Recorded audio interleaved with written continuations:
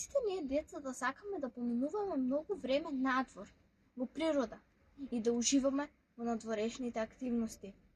Некој сака да излезе и да прочита некоја добра книга.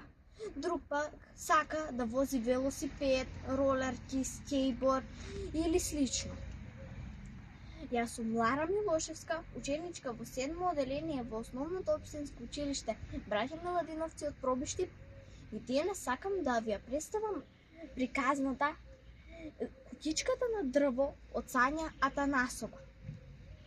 Во оваа приказна група дечиња решаваат дека тие сакаат да го поминат денот во природа правејќи кутичка на дрво.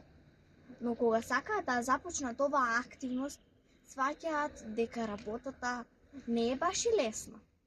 Тие сваќаат дека треба да ги искористат знаењата од различни области, но и да приметат кој во што е добар. Например, еден дали се разбира во дрвата, друг во алатките кои што треба да ги користат.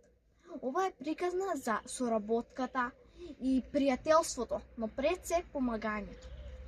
Дали овие деца ќе успеат да ги осознаат овие вредности и да ја изградат кутичката на дрво, ќе то знаете само ако ја прочитате книгата Кутичката на дрво од Сања Атанасов.